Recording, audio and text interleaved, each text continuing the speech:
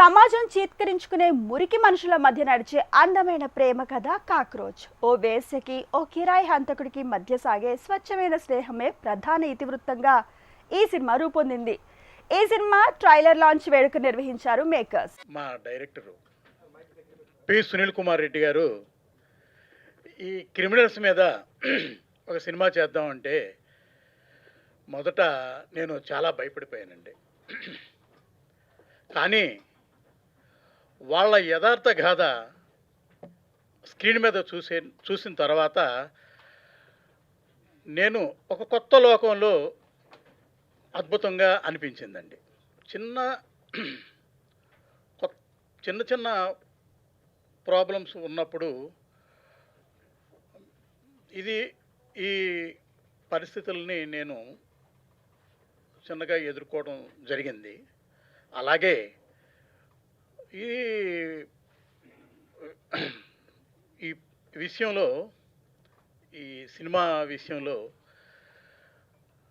ఒక పెద్ద problem face చేయడం జరిగింది. కానీ చిన్న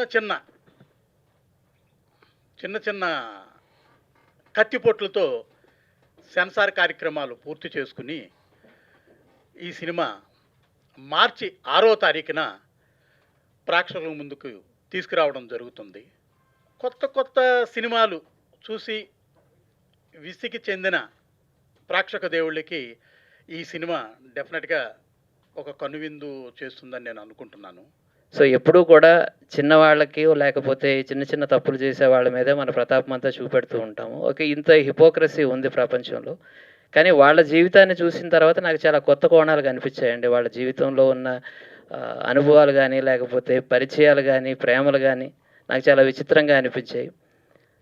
ఆ కథాంశంతో తీసుకొని ఒక అడ్డు రోడ్డులో ఉండే ఒక వేశ్యకి, ఇలాంటి ఒక క్రిమినల్స్కి మధ్య జరిగే ఒక బ్యూటిఫుల్ లవ్ స్టోరీని నేను చెప్పాలనుకున్నానండి. ఒక డార్క్ బ్యాక్డ్రాప్లో రెగ్యులర్గా ఉన్న సినిమాలన్నిటికీ భిన్నంగా ఉంటుంది అని నేను నా ప్రొడ్యూసర్ గారికి చెప్పినప్పుడు ముందు భయపడ్డారు. ఎందుకంటే గ్లామరు కోట్ల రూపాయలు ఉండే గ్లామర్ సినిమాలు మాత్రమే చూస్తారు ప్రేక్షకులు అన్నప్పుడు, లేదండి, నగ్నంగా ఉండే నిజాన్ని చూడడానికి చాలామందికి ఇష్టం ఉంటుంది.